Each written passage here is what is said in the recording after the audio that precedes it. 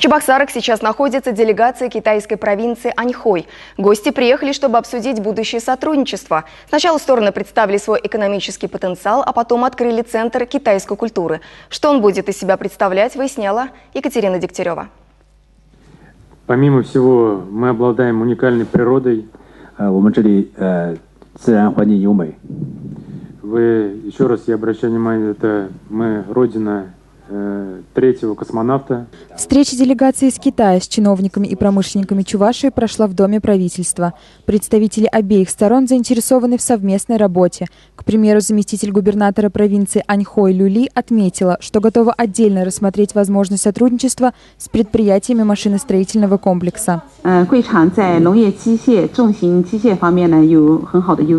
знаем, что вы имеете преимущество в тяжелой технике и оборудование сельского хозяйства. Обязательно есть и сотрудничество в этих направлениях.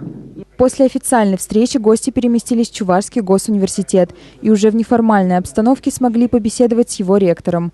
Он рассказал об уже существующем сотрудничестве с Поднебесной и планах на будущее. Здесь же стороны подписали соглашение о создании при вузе китайского культурного центра.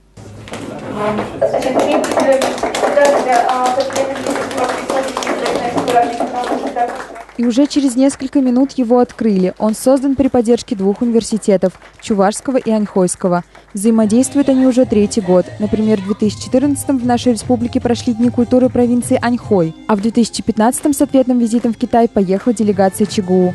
Новый центр начнет работать в нескольких направлениях – проводить курсы русского и китайского языков, научно-исследовательские конференции, а преподаватели и студенты будут ездить друг к другу по программе обмена. Наш центр изучения Китая, он уже провел ряд мероприятий, в том числе приглашал господина Ши Хуншена, директора Центра изучения России в Аньхойском университете. Он проводил курсы китайского языка, они вызвали большой интерес. Примеры сотрудничества есть, направления нами определены, и понятны китайской и российской стороне. Будем работать. В отношениях республики и провинции Аньхой началась новая веха, заявила вице-губернатор Люли. Чувашия также планирует расширить сотрудничество с Поднебесной по всем направлениям. Екатерина Дегтярева, Игорь Ульянов. Вести Чебоксары.